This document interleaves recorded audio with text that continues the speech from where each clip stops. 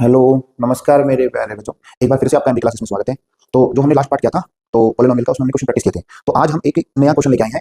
तो उसमें भी बहुत सारे बच्चों को प्रॉब्लम होती है। तो आइए बच्चों, इस वाले क्वेश्चन को हम स्टार्ट करते हैं। क्वेश्चन है रूट में। तो बहुत सारे बच्चे रूट में थोड़े से परेशान होते हैं कि रूट वाला क्वेश्चन कैसे होगा। तो देखो, मैं आपको इसको समझाने की कोशिश करता हूँ। क्वेश्चन है, पहले तो हमें इस क्या निकालनी है, जीरोस निकालनी है, और फिर हमें रिलेशनशिप भी वेरीफाई करना है जीरोस एंड कोफिशिएंट के बीच। तो सबसे पहले क्वेश्चन है root 3x square minus 8x plus 4√3। जैसे कि मैंने आपको लास्ट क्लास में बताया था, इसकी जीरोस निकालनी है। तो सबसे पहले हम क्या करेंगे, इसको जीरो के इक्वल टू मान लेंगे। सबसे पहले हमने इसको जीरो के इक्वल मान लिया। दूसरे नंबर पे हमें क्या करना है, इनको अरेंज करना है। पहले सबसे बड़ी पावर, फिर उससे छोटी पावर, फिर उससे छोटी पावर।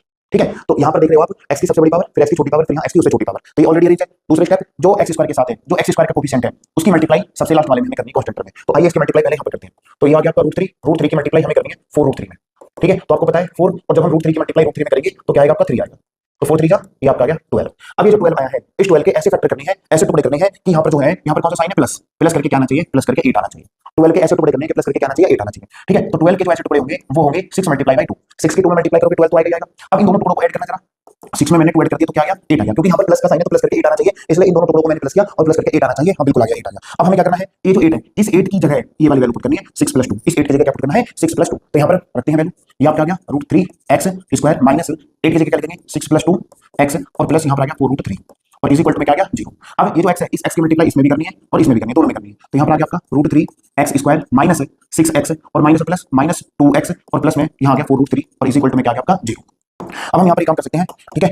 यहाँ से कुछ कॉमन निकालेंगे पेयर बना के, और यहाँ से भी हम पेयर बना के कुछ कॉमन निकालेंगे। ठीक है। अब देखो, यहाँ एक x स्क्वायर 2x स्क्वायर, यहाँ पर सॉरी 2x है, यानी कि x स्क्वायर यानी कि 2 बार x है, और 1 बार x यहाँ है। तो मैंने 1x कॉमन निकाल लिया है। अब यहाँ पर क्या है, यहाँ पर है √3। यहाँ तो √3 दिखाई नहीं दे रहा, लेकिन है यहाँ √3। यहाँ √3 6 के अंदर छुपा हुआ है। कैसे, देखो, ये जो 6 है, इस 6 को हम लिख सकते हैं 3 मल्टीप्लाई बाई 2। बिल्कुल लिख सकते हैं। अब मैं इस 3 को क्या लिख सकता हूँ, इस 3 को लिख सकता हूँ, यहाँ आ गई √3 इंटू √3। ठीक है। इस 3 को मैंने क्या लिख दिया, इस 3 को लिख दिया √3 इंटू √3, और यहाँ पर मल्टीप्लाई में क्या आ गया 2। तो मैं 6 को क्या लिख सकता हूँ, यहाँ पर जो 6 है, इस 6 को मैं ये लिख सकता हूँ। देखो, ये जो 6 है ना, ये जो 6 है, इस 6 को लिख सकता हूँ √3 मल्टीप्लाई बाई √3 मल्टीप्लाई बाई 2, ऐसे लिख सकता हूँ। तो यहाँ पर √3 दिखाई देगा, यहाँ पर 2 √3 है। ये हमें वैसे नहीं दिखाई दे रहे थे, लेकिन 6 के अंदर क्या थे, छुपे हुए थे। तो यहाँ से हमने क्या कर लिया, यहाँ से √3 कॉमन निकाल लिया। तो यहाँ से हमने क्या कॉमन निकाल लिया, x तो है पहले से, यहाँ से √3 और कॉमन निकाल लिया। अब यहाँ देखिए, यहाँ से 2x में से 1x बाहर निकल गया तो अंदर बच गया 1x, और √3 तो बाहर निकल गया, तो यहाँ तो बस ये बच गया 1x माइनस। अब इसको देखो, इसको यहाँ देखो, यहाँ से √3 बाहर निकल गया तो क्या बच गया √3, और क्या बच गया 2, तो यहाँ पर बच गया 2√3। इस बार यहाँ से ये हो गया माइनस, यहाँ से क्या कॉमन निकल गया दोनों में से, यहाँ पर 2 है, यहाँ पर 4 है, तो 2 और 4 में से 2 कॉमन निकल गया। यहाँ पर 2 कॉमन निकल गया, यहाँ अकेला x है, वहाँ x नहीं है, वहाँ √3 है, यहाँ कहीं √3 दिखाई नहीं दे रहा, तो यहाँ से सिर्फ -2 कॉमन निकल गया। ठीक है। यहाँ से हमने -2 कॉमन निकल गया, यहाँ पर क्या बच गया x। और आपको मैंने पहले बता रखा है, जब भी ब्रैकेट हो और ब्रैकेट के बाहर आपने माइनस कॉमन निकाला हो, तो ये जो साइन है, ये जो साइन है पक्का बदलेगा। तो यहाँ पर प्लस का है, तो यहाँ पर किसका हो जाएगा, माइनस का हो जाएगा। ठीक है। और ये जो 4 है, इस 4 में से मैंने 2 बाहर निकल गया, तो अंदर क्या बच गया, 2 बच गया, और यहाँ पर क्या बच गया √3 बच गया, और इक्वल टू में क्या हो गया, इक्वल टू में 0 हो गया। अब यहाँ पर देखो आप, यहाँ पर क्या होगा, ये वाले ब्रैकेट में और इस वाले ब्रैकेट में दोनों में सेम वैल्यू होनी चाहिए, तो हमारा क्वेश्चन सही चल रहा है। यानी कि यहाँ पर क्या है, x - 2√3, यहाँ पर भी क्या है x - √3, x - 2√3, तो दोनों में से यहाँ से कॉमन निकाल लिया। यहाँ से हमने क्या कॉमन निकाल लिया, x - 2√3